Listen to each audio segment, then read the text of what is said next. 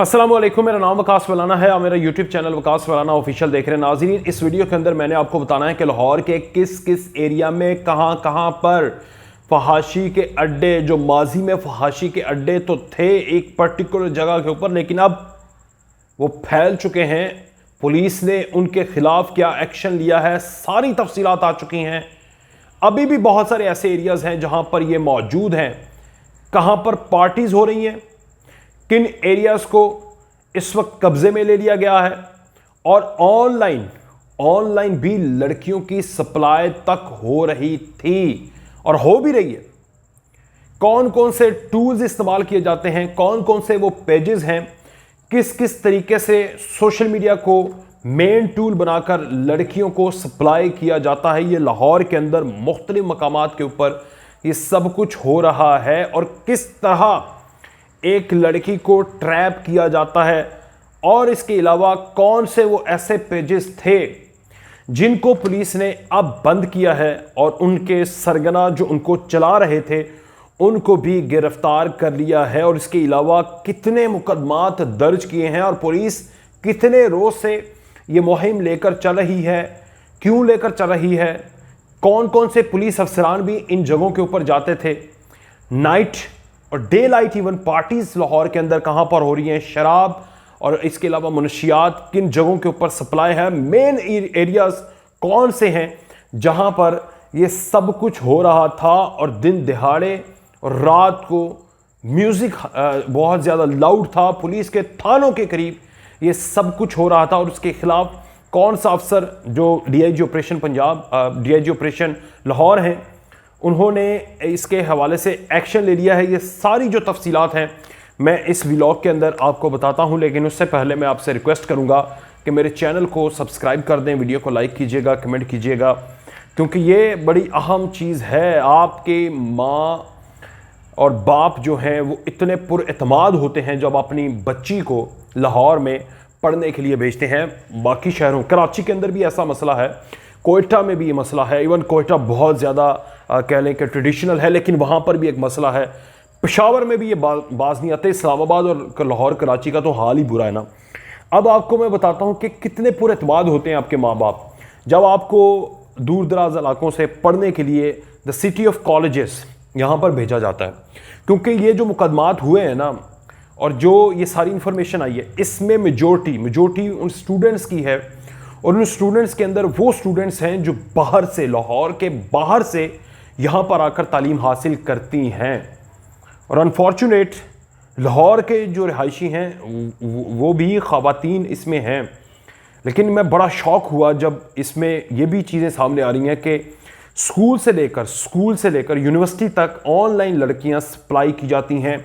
उनके जो तरीके हैं दो चार वो मैं आपको बताता हूं, लेकिन उससे पहले कि कितना अफसोसनाक होगा, कैसे वो माँ बाप बर्दाश्त करते होंगे, या अगर उनको नहीं पता तो कितने बड़े धोखेबाज हैं आप।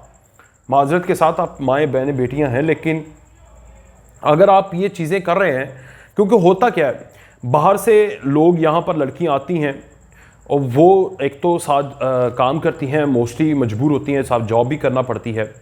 जो इस तरह की ख़वातीन होती हैं उनको ट्रैप किया जाता है कि देखो आप जॉब करती हो, पार्ट टाइम जॉब करती हो, 20,000 25,000, ये बहुत मैक्सिमम मैं आपको बता रहा हूँ, इतने पैसे आप कमाती हो।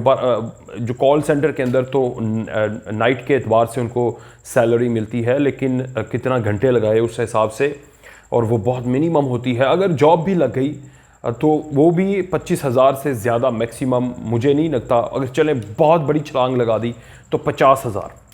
और उनको ट्रैप ये किया जाता है कि आप एक रात के अंदर ही 50,000 रुपया कमा सकती हैं, एक रात के अंदर। डे के अंदर अगर आप पार्टी पे जाती हैं उसके अलग से चार्जेस हैं, किसी के साथ कॉफ़ी पीती हैं उसके अलग से चार्जेस हैं। ये हो रहा है, ठीक है। फिर आपने करना क्या है, आपने एक इंस्टाग्राम, फेसबुक और इसके अलावा अब तो ट्विटर के ऊपर भी शुरू हो चुका है, स्नैपचैट को टूल बनाना है। यहाँ पर राब्ते करने हैं, नंबर नहीं देने, और पेजेस के ऊपर आपकी जो इंफॉर्मेशन है वो शेयर की जाएगी। और सरेआम पेजेस, सरेआम है, लेकिन दो टूल्स हैं। पहले पेजेस बनते थे, पेजेस में लोग ऐड थे, फिर ग्रुप बनना शुरू हो गए, ग्रुप के अंदर लोग ऐड हुए, अब उसके आगे चले गए हैं क्योंकि उसके ऊपर फिर भी कार्रवाई हो जाती है। अब यह है कि लड़कियां खुद से राब्ते करती हैं और ये सारी अपनी इंफॉर्मेशन और अपनी जगह बता देती हैं, या ये बता देती हैं कि आपकी कौन सी जगह है, कहाँ पर आना है, ये कुछ हो रहा है। अब जो इस वक्त पंजाब पुलिस है, लाहौर की पुलिस, उन्होंने 10 रोज से इसके खिलाफ एक्शन लेना शुरू कर दिया था। लाहौर एस्कॉर्ट के नाम से चलाने वाला एक सोशल मीडिया है, एस्कॉर्ट, लाहौर एस्कॉर्ट।